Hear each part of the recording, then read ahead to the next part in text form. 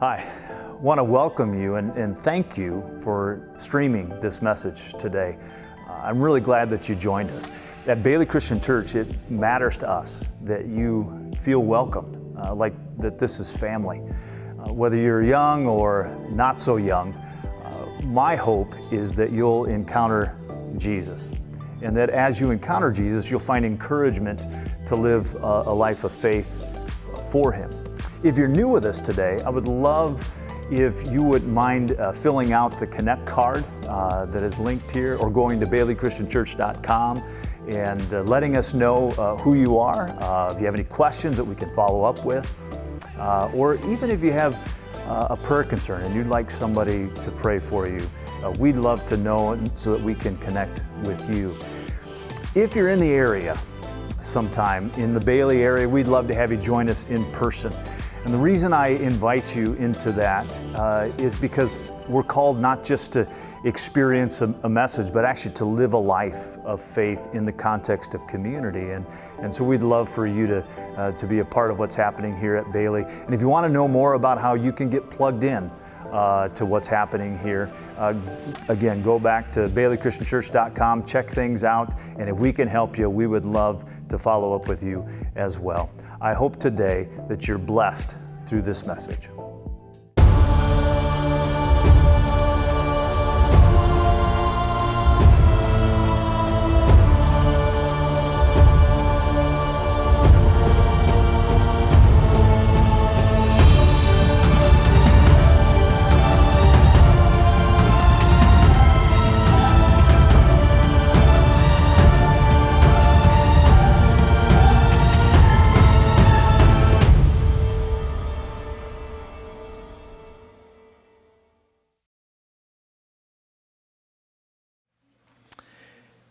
Started a series last week. It's a 4-week series on God is. We looked at God as a community last week, but my guess is that this week may feel a little bit different, may not have been something that was on your radar, and yet I think it may be as pertinent as any of the messages we do this month. John Ortberg wrote several years ago, he said, sometime ago, a newspaper in Tacoma, Washington, carried the story of Tattoo, the Basset Hound. Tattoo didn't intend to go for an evening run, but when his owner shut his leash in the car door and took off with Tattoo still outside the vehicle, he had no choice. Well, a motorcycle officer named Terry Filbert noticed a passing vehicle with something that appeared to be dragging behind it. And as he passed the vehicle, he saw the object was the Basset Hound on a leash. He was picking him up and putting him down as fast as he could, said Filbert. He chased the car to a stop, and Tattoo was rescued, but not before the dog reached a speed of 20 to 25 miles per hour and rolled over several times. By the way, the dog was fine, but asked not to go out for an evening walk for a long time. But then Ortberg says this. He says, there are too many of us whose days are marked by picking them up and putting them down as fast as we can. We have been strapped into a frantic, paced lifestyle and aren't sure exactly how we got dragged into this or by whom, but we are stuck in the hurry of things. Hurry, I think, is the word of our day, among other words.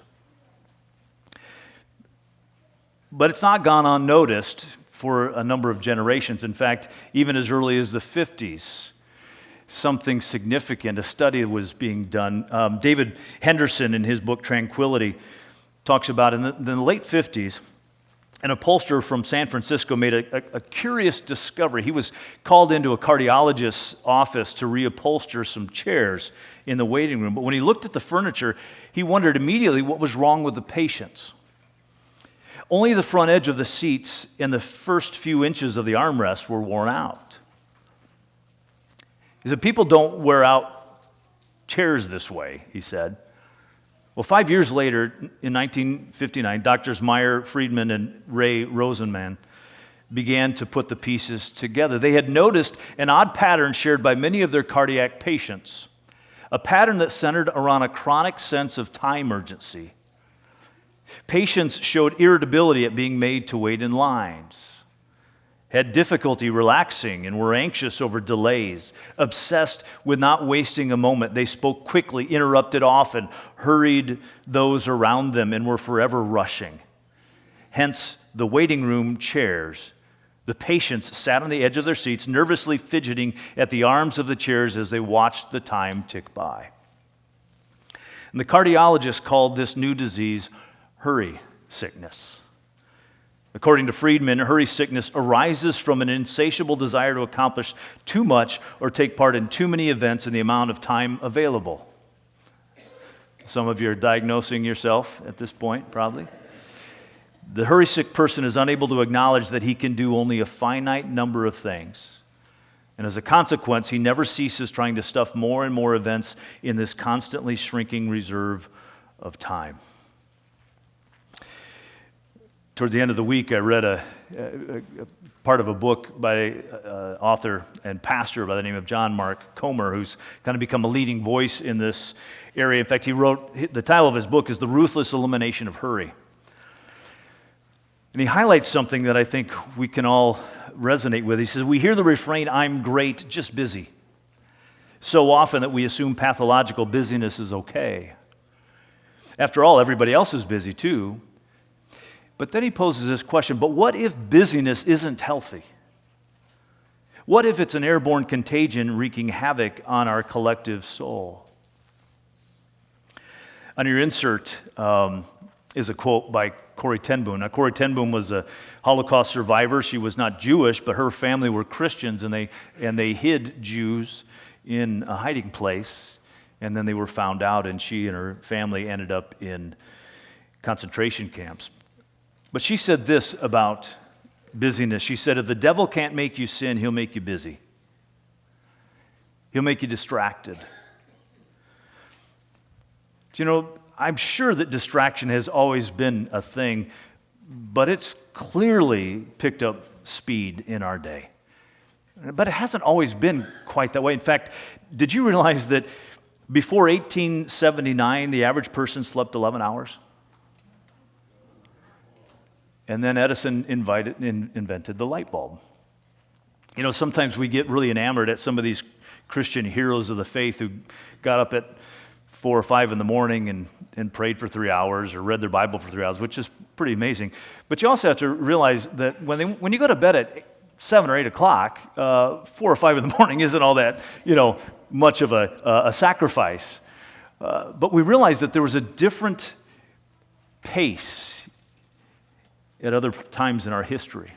In fact, we flash forward to the 60s and new inventions, time-saving devices were being put together. And in fact, it led futurists in the 1960s would start to say, we're going to save so much time, we're going to start working fewer hours.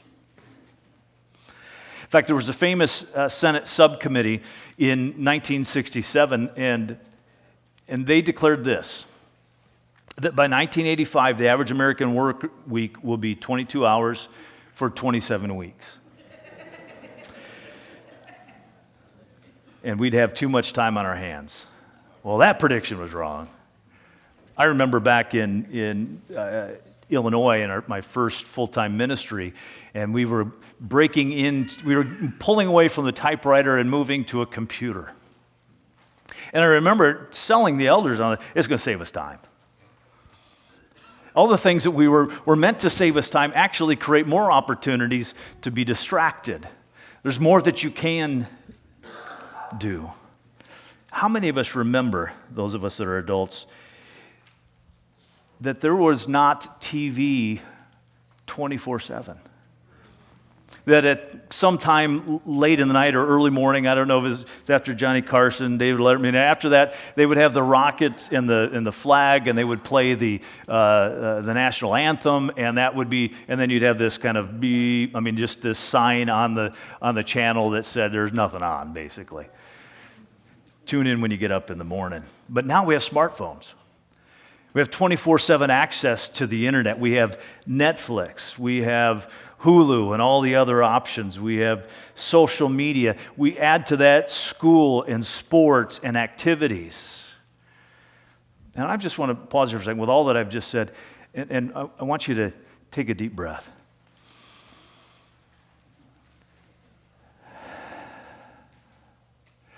Research indicates that we don't breathe very well. We don't breathe deeply. And often it's because we just are in a hurry. There's too much to do, and I'm afraid we're raising a generation at an ever-increasing pace. We hurry and we rush our kids from activity to activity, yet we have kids with more anxiety. Now, there are a variety of reasons for that, but is it possible, at least one of those reasons, is the reason our kids are anxious is because we are. The reason our kids are stressed is because we're stressed. And it catches. But here's the thing, what's kind of interesting to me is when I look at God, that doesn't seem to be the way that God rolls.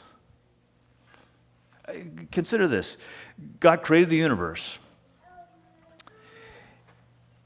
He created, the Genesis story lays it out in 6 days. And then on the seventh day, he created a day called Sabbath for rest. Think of this. God actually invented the day off. He said, this is a day to recuperate. This is a day to catch your breath. This is a day not to work, not to do extra things. I've made you and I've wired you, and I know that you have limits. But there's more. God isn't in a hurry. Think of this. God chooses Abram, who he renames Abraham, who's going to be the father of many nations, and he promises him he's going to have children and descendants that will come from him. But he waits until Abraham is 100 before Abraham has Isaac. God doesn't call Moses into leading his people out of Israel, or out of Egypt rather, until Moses is 80. And 40 years of that is Moses in wilderness hiding. Think of this. There's thousands of years between Adam and Jesus. If sin starts with Adam and God wants to restore humanity, why does he wait thousands of years to bring Jesus along? But God is a storyteller. God is weaving into history stories so that we will start to look to him. But he's not in a rush to do it. He's not in a hurry. In fact, it's been 2,000 years between Jesus and us. The other thing is Jesus didn't even start ministry until he was 30. Prior to that, he did life the way that we do life. He was born, he learned to walk, he went through his awkward teenage years, he was in his 20s, and then at 30, he begins to minister. And not only that, but before he starts ministering, he spends 40 days in the wilderness. Come on, there's work to be done. The other thing is, as I mentioned about children, the people around Jesus thought he's an important man. He surely doesn't have time to trifle with little things like children coming to him. And his disciples tried to stop him, and he said, No. Let the children come to me. The kingdom of God is made of ones like these. You have to become a child in order to enter into the kingdom. God, as seen in Jesus, is not in a hurry. And if he was not in a hurry, maybe we should think twice about our own pace. By the way, when God's people did get in a hurry, they always got into trouble. I want you to think of a few of these stories. One is in 1 Samuel 13. Saul is the new king of Israel, of God's people. And he's supposed to wait in the city of Gilgal until Samuel, who is the prophet and the priest, comes to offer the sacrifice. I mean, you have to do this in the appropriate way that's pleasing to God. Well, Samuel doesn't get there in the time frame that Saul thinks he's supposed to. So Saul takes matters into his own hands, and he begins to do the sacrifices himself. And then immediately Samuel shows up. And as a result of Saul's moving on his own pace and disobeying and not listening and not being faithful because he was in a hurry, God took the kingdom out of his hands. Israel did the same thing. The Hebrews, after they were led out of Egypt, And there was Moses on Mount Sinai getting the 10 Commandments and spending time with God, and he was taking too long. So kids, what did the people do while Moses was on the mountain? They made a golden calf. They couldn't wait for God to show back up through Moses, and so they made a god of their own. And as a result, there was judgment. Abraham and Sarah were not patient in trusting God. God had promised Abraham that he would have a son, and this son of promise would be the son that would all the descendants, and he would bless all the nations of the earth. But Sarah and Abraham got a little anxious, and they said, well, I don't think this is going to, we're getting old. I can't have kids. I don't think this is going to happen. And so Sarah offers him her handmaiden. And they have a child by her, and his name is Ishmael. But that wasn't God's plan. In fact, God would go on to say, no, that's not the son of promise. I'll bless him, but that's not the son of promise. I'm actually going to do this through you and Sarah the way I said. But guess what happened as a result of their being in a hurry? Ishmael would grow up and he would become the father of the Arab nations. Guess who are the descendants of the Arab nations? Muhammad and the Muslim religion. Guess what's happening in the Middle East with God? Guess what's been battling back and forth between Israel and the Middle East has been this battle all the way back to Abraham because they couldn't wait. And so this morning, I think the word we need to hear on this issue comes directly from Jesus himself. If hurry is our challenge and God is not in a hurry, he's patient, maybe we need to listen to the words of Jesus more closely. Look at Matthew chapter 11, verse 28. I feel like I'm hearing these words fresh for me. I hope they're fresh for you too. They're actually on your insert as well. Jesus says, "Come to me, all you who are weary and burdened." If you got a pen, go ahead and underline weary and burdened. And he says, "And I'll give you rest." You got to underline that. He says, "Take my yoke upon you and learn from me, for I am gentle and humble in heart." Circle gentle and humble. Those words really stand out. "And you will find rest," go ahead and underline rest again, "for your souls. For my yoke is easy and my burden is light." Put a box around easy and light. Those are words that need to stand out to you. Let me take a moment and kind of break this down a little bit. Here's Jesus' invitation. Jesus' invitation is for everyone who is worn out living up to standards they can't possibly meet. Does that sound like you?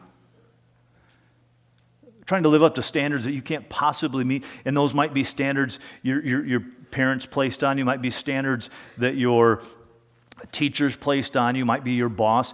The likelihood, just as well, is that it's your own internal standards and your thoughts about what God might want for you. But you might look at that and go, I'm not sure the invitation's all that inviting. He says, "Take my yoke upon you." And by the way, yoke, we're not talking eggs here. Yoke is an ancient way, and still done in some places even today, is when oxen, when cattle would be plowing a field or they'd be pulling a cart, they would have a yoke, this wooden thing that would keep them attached to whatever they were pulling and sometimes attached to the other animal as well. And you might think, well, gee, that's not all that appealing. But in the ancient world, in Jesus' day, yoke had carried that idea, but also had an application for followers of a rabbi. When you followed a rabbi or a teacher, you took his yoke upon you, and the yoke was this teacher's teaching and his lifestyle, his way, his pattern of life. And so what Jesus is saying is, if you want to follow me, here's what I'm calling you to do. Take my life upon you. Take my way. See, the goal of a student of a rabbi, the goal of a disciple, was to become like your teacher. And so what Jesus is saying is, if you want to follow me, you take my yoke, because that means your goal is to become like me. My way of life, my rule for living. And here's what he says about it. It's easy and light. Let that sink in for a moment. And I want to ask you this question, is when you think of the Christian way, when you think of the way of Jesus, is that what you have thought Jesus had to offer? Is it possible that you and I have been afraid that his burdens are too much or too heavy and that you don't or can't measure up? I think that's the challenge. I want to be honest with you. I struggled with this for years. My view of Jesus and what it takes to follow him was heavy, has been heavy, full of guilt, full of shame. It was anything but light and easy. And so maybe one of the problems in our churches is that we can be led by people who also struggle with the same thing, and we miss Jesus. But maybe we've gotten it wrong. Maybe we don't know what Jesus is really like. So what is he like? Well, Jesus tells us in a little bit here in this set of verses. Go back to your insert. We see Jesus' character. He's gentle. And another word for that is meek. He's humble. Another word for that is lowly. The word meek is the idea, sometimes in our culture we think of somebody who's meek as being weak, and that's not accurate. Actually, meekness is strength curtailed, strength challenged. Jesus has all the ability in the world and all the power and access to the angels to save him, but he doesn't. Meekness is strength channeled toward kindness. Jesus coming down to our level and gently and humbly speaking our language. And he uses the word lowly. What amazing phrase, what amazing way to describe yourself. If you're the king of all the earth, if you're the savior of all the earth, I am lowly. Let that sink in. Jesus comes to where we're at and he comes tenderly. In fact, here's his goal. Look at his desire. Here's the desire he expresses. Jesus' desire is to give you and me rest. He wants to give us rest. So maybe what Jesus is telling us is slow down. This is not a quick fix. This is not a 100-meter dash. Realize that the life you and I are on is a journey. And we'll not arrive at it until we're with him. In the New Testament, one of the words that's used for following Jesus is walking with Jesus. Now, why is that? Because Jesus walked wherever he went. I mean, aside from maybe a few times he was on a donkey, the rest of his life was spent walking. He walked everywhere he went. Guess what he didn't? He didn't run. You're not running with Jesus, you're walking with Jesus, which already gives us a sense of a pace which is far slower than most of us are ever used to doing.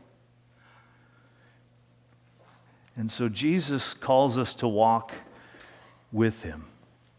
John Mark Comer goes on to say, the problem isn't when you have a lot to do, it's when you have too much to do, and the only way to keep the quota up is to hurry. So we're going to talk a little bit about if this is who God is, this is what God has desired, what does it look like for us? So let's clarify what hurry looks like. A couple real simple things here. Hurry is, first of all, trying to do too much. And so I want to ask you, what are your limits? I mean, we live in a culture that says you're limitless and you almost have God's status because you can become and do anything that you want. No, you can't. You can't fly. Well, yeah, in a plane or in some other, but you can't make that happen.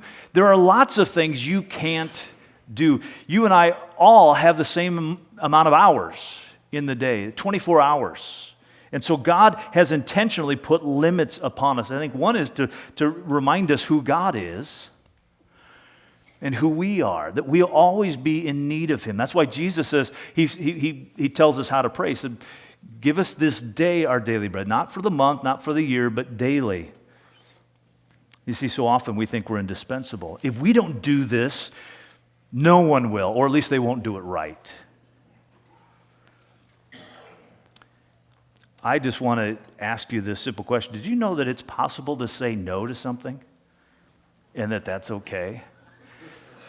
Anne Lamott said this great quote, "No is a complete sentence." Now, we have no problem saying that to our children. Watch the words coming out of my mouth. No, no.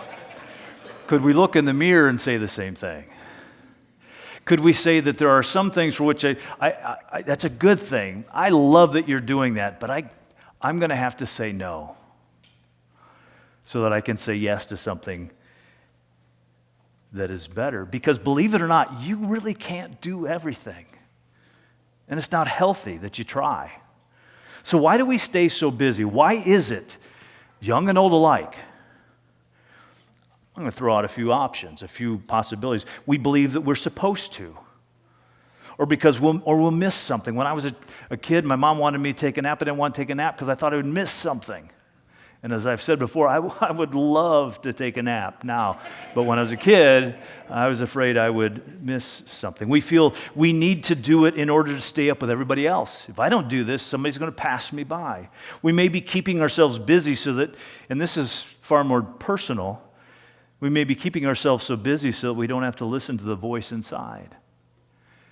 If I keep things noisy, if I keep things distracted, then I don't actually have to listen to God or listen to other things that are lacking. Or it may just be that one of the reasons that we are so busy is because we do hear the voice, and the voice is constantly a voice of criticism of you're not doing enough, you're not doing it right, it's never enough, and God's not going to be happy. Is that you? I know it's me. But did it ever occur to you that what we often think is God telling us we need to do more is not actually the voice of God? Is it possible that God in Jesus is saying, come, take my yoke upon you. It's easy. It's light. It's not burdensome. I'm not saying it's not difficult. I'm not saying it's not with challenge. Jesus says, take my cross upon you, which means following me to death. You die to yourself and you follow me. So there's cost involved. And yet in the midst of it, he says there's easiness, there's humility, there's rest.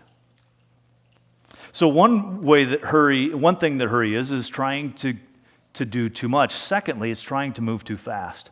Have you ever been in such a hurry, if you're scrambling around the house or the workplace, or wherever you're going, and you lose multiple items in the process? Can't find your keys, can't find your wallet, you've lost your kids, and you just go, how did this happen?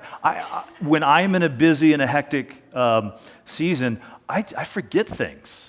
It's like so much is crammed in, it pushes some of the really kind of important stuff, like car keys, out the other side.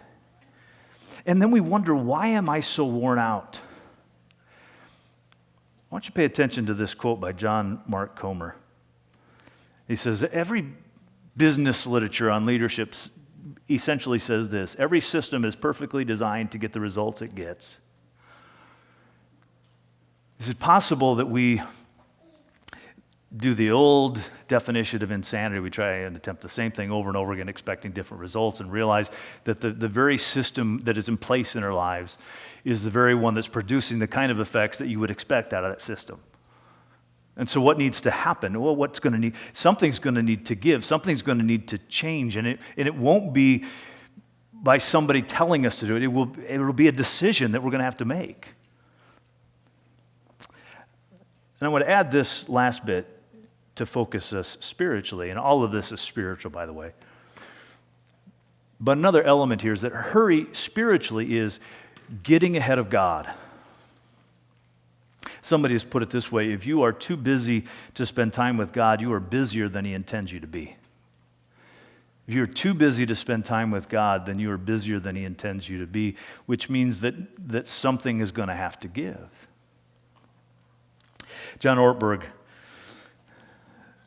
writes, and he says, not long after moving to Chicago, I called a wise friend to ask for some spiritual direction. I described the pace of life in my current ministry. The church where I served tends to move at a fast clip. He was on staff at Willow Creek, a megachurch. He says, I also told him about our rhythms of family life. We were in the van driving, soccer league, piano lesson, school orientation night years. And I told him about the present condition of my heart as best I could discern it. What did I need to do, I asked him, to be spiritually healthy? Long pause. You must ruthlessly eliminate hurry from your life, he said at last. Another long pause. Okay, I've written that one down. I told him a little impatiently. That's a good one. Now, what else is there? I had many things to do, and this was a long-distance call back in the day that mattered. So I was anxious to cram as many units of spiritual wisdom into the least amount of time possible. Another long pause. There is nothing else, he said. You must ruthlessly eliminate hurry from your life. I've concluded, he writes, that my life and the well-being of the people I serve depends on following his prescription. For hurry is the great enemy of spiritual life in our day. Hurry destroys a soul. Why is that? Because I'm afraid that hurry keeps us from the most important things in life. They make it difficult to love and to be in relationship. Because those things don't happen in the microwave. They're crock pot territory. They take time. And they can't be rushed. Comer points something out that never occurred to me. Did you realize in 1 Corinthians 13, it's the love chapter. Love is this, love is this, love is this. Guess what's the first thing that he says love is, Paul says? Patient. Now, I've heard a lot of people say, oh, you shouldn't pray for patience because something will happen to you. Well, life's going to happen to you.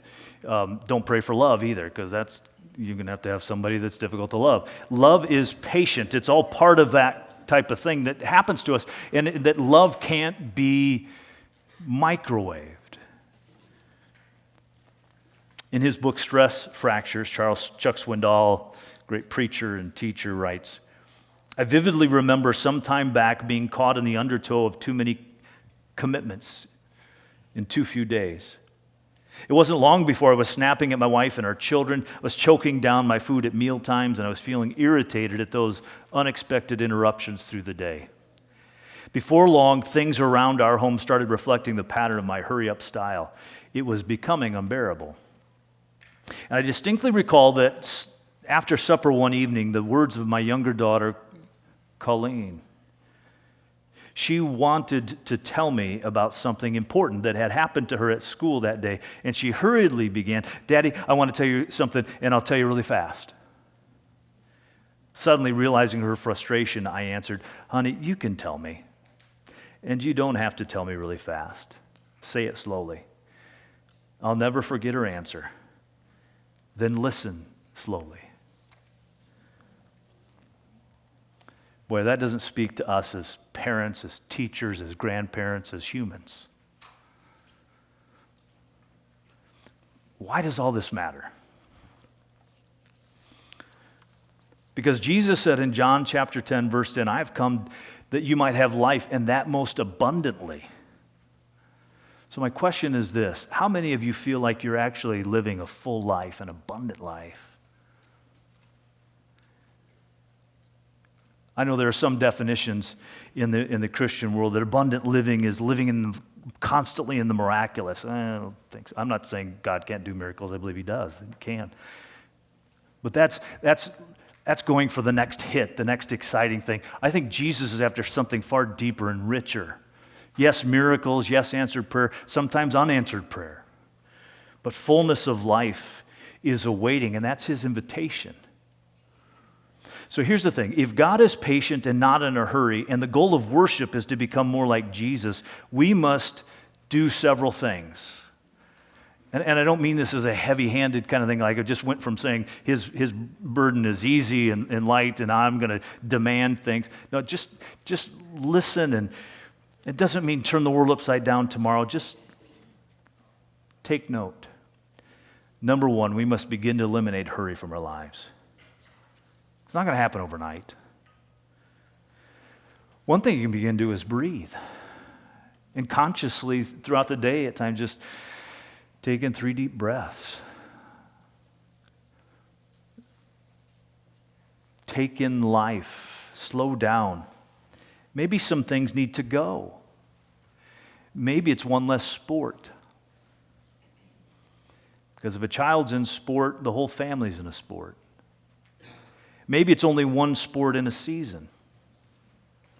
Maybe it's lowering the amount of time you spend online or gaming. Maybe it's choosing to sit down and have a meal together and look at each other. I mean, the studies that have been done about having family dinner together are amazing for the unity and the health emotionally and spiritually of a family. Maybe it's turning off the TV or the other noise. Maybe it's building a healthy relationship with yourself and exercising, taking care of yourself in the midst of it. Secondly, we must make time for God. Maybe this room that is being made by carving out a little bit here, a little bit there, will allow us more room for important things like actually reading our Bible for 10, 15 minutes, maybe a half hour. Or praying. And I just want to let you know that this is going to take time to learn, especially when you have a tough time focusing. It's hard then to spend 5 minutes focusing on God because we're all distracted. John Ortberg talks about the monkeys in the trees, caps for sale, and the monkeys are taken. He said that's what our prayer lives are like. I mean, we're a little cap here, a little cap there. And he said that's normal. So if that's you, don't feel guilty about it. Realize that it's a process of learning to slow down, and it's going to take some time. Well, I want to put a plug in for something we're going to do in October. It's something our teens in high school CIY this past summer were introduced to, and it's called Rhythms, Walking the Pace of Jesus. And we're going to go through this together in October, and it's going to call you to do some things. There's a commitment that's involved in it. We're going to do it as part of our small groups or care groups as well, so you can unpack some of that stuff together. But it's going to talk about limiting your social media time during the course of a week. It's going to be to talk about reading a chapter of Scripture. It's going to talk about taking a 21-minute walk every day, no matter the weather. There are going to be several things in here that introduce you to some simple, not heavy, but it will take some choices. And we just want to invite you along on the journey. And so I just want to put a plug in for that. There are a set of books back on the table. If you want to get that, look at it ahead of time, but have it ready for October. They're $5 a piece, and you can go on the app and actually pay for them on the app. I just want to put a plug in for this. This is something we're going to walk through slowly together. And I look forward to this. I'm a little nervous myself, but I'm looking forward to the journey. The last thing here is we must make time for relationships that breathe life into us. Building relationships with your spouse, with your kids, with your parents, with your good friends is vital.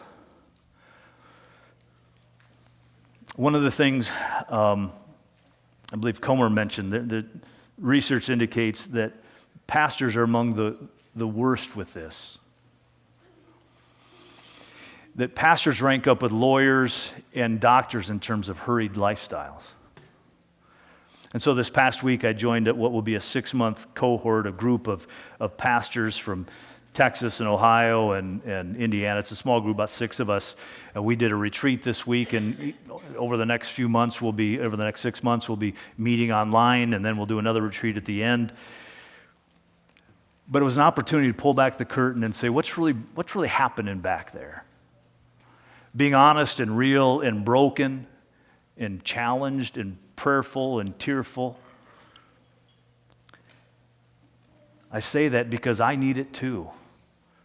In fact, I'll be real honest with you for a second. I was gone till Wednesday, came back Thursday. I got to cram in a sermon. So I find this book about hurry. And you know what I want to do? I want to skim through the first chapter so that I can get some good stuff out of this thing. And then I realized that would seem to be counter the whole idea. I'm sure that would never be you. Here's why all this matters. We talk about who God is. we talk about how we reflect that. Look at this final quote. It's the bottom of your insert. Because what you give your attention to is the person you become. And so this is, I'm not talking about you got to change every single aspect of your life. Actually, if you change 1 degree, you get a whole different direction over the course of life. So it may not be every single thing, and I'm not hoping to heap guilt on you. None of us needs that. But we do need to know that there's something better. And it begins by seeing God as He is and then becoming more like Him. And if God's not in a hurry, maybe that ought to be us. This morning as we come to communion, there's a passage in Mark that I love. Now it ends in a ministry season, but the heart of it is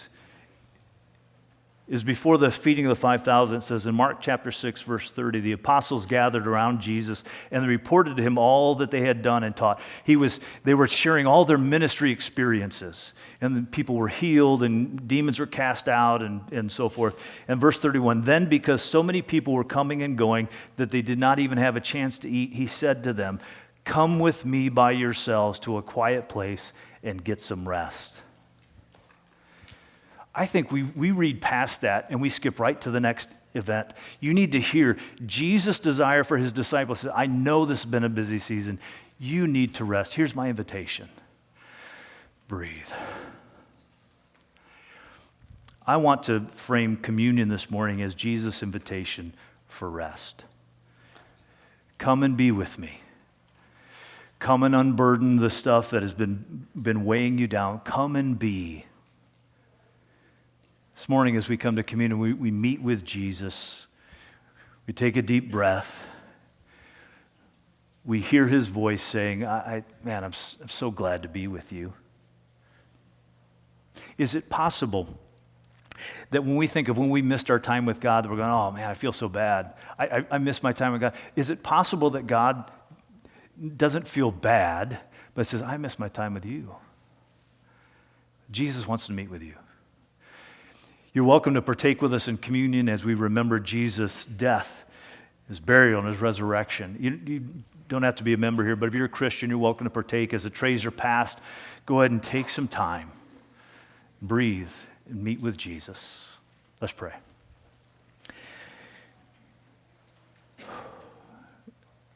Jesus.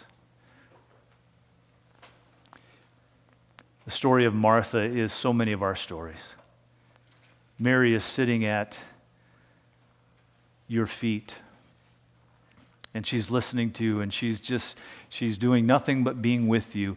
And Martha's busy in the kitchen doing important things, but distracted and hectic and harried and hurried. And she says to you, tell my sister to get in here and help me. And you say, Martha, Martha, Mary has made a choice, and she chose right. There's only one thing that is needed. So in this moment, give us a deep breath and give us rest, because the work that was needed to be done has been done, and you did it. We love you. We thank you for loving us. It's in your name we pray.